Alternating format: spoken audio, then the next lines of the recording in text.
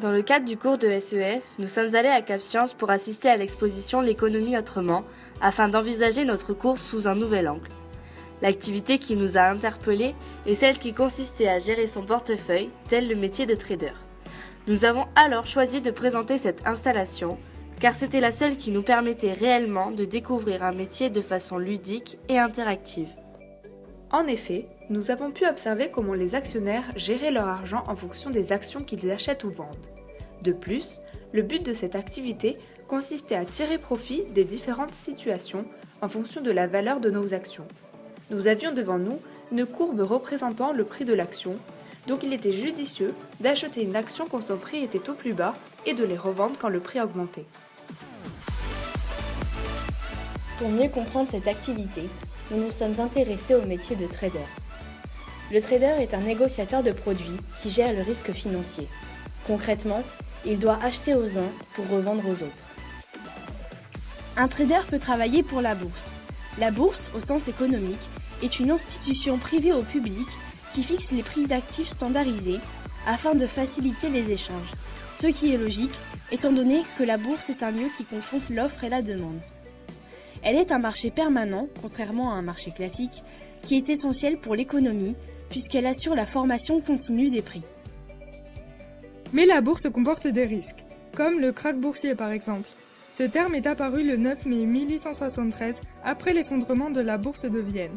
En effet, le krach boursier désigne un effondrement brutal et spéculaire du cours des actions en bourse dans le marché financier. Ce terme est utilisé lorsque les cours baissent de plus de 20% en quelques jours, comme le jeudi noir de Wall Street, à New York, le krach qui a précédé la dépression des années 1930. Parler de Wall Street revient à parler de la bourse à l'échelle mondiale. Comme nous vous l'avons dit, il s'agit du quartier d'affaires de New York qui a une influence internationale puisque les prix fixés sur les actions à Wall Street entraînent la hausse ou la baisse du prix de celles des autres pays. Cela montre à la fois le rayonnement du pays, mais le point négatif est que cela implique un effet d'imitation, voire une dépendance. L'effet d'imitation, ou mimétisme, est un terme récurrent quand on parle de la bourse. En effet, puisqu'elle prévoit les prix futurs, l'évolution de la bourse dépendra des comportements des traders qui agissent les uns en fonction des autres. Cela explique que nous étions en compétition pendant notre activité à Cap Science. Le problème d'un investisseur est de savoir comment les autres vont réagir à un événement donné.